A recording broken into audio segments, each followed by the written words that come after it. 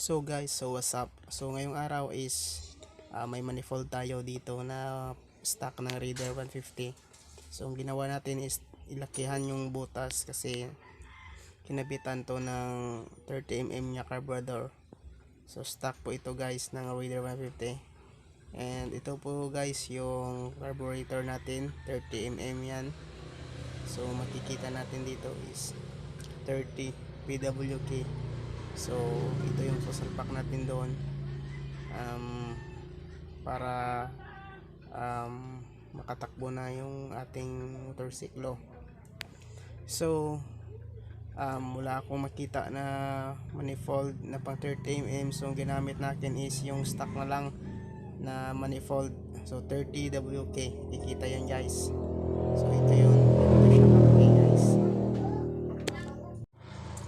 So guys, ito na, nakikabit na natin yung carburetor sa ating manifold. So makita naman natin na maka goods na to, maluwang na yung daanan ng gasolina. So paghigop dito is wala nang sagabal sa ating carburetor. So ginawa na natin ng paraan guys, kasi wala tayong budget pambili sa mga shop kasi yung iba mamahal pa eh. So ito lang ginamit natin guys. So maliit na kutsilyo pang laki ng butas ng manifold natin. So salamat sa nagpahiram nito. Yo guys, kita natin goods na to, ready na to para ikabit. So maya ikabit natin to sa motor natin guys. So ito na guys, isa sound test natin ngayon. So pakinggan nyo.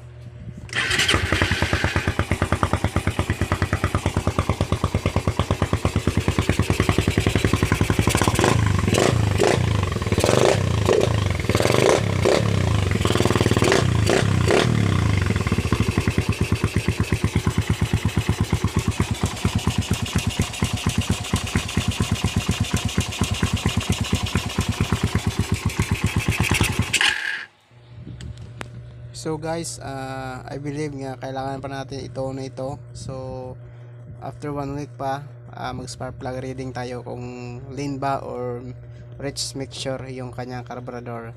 So guys, thank you for watching guys. See you to my next video.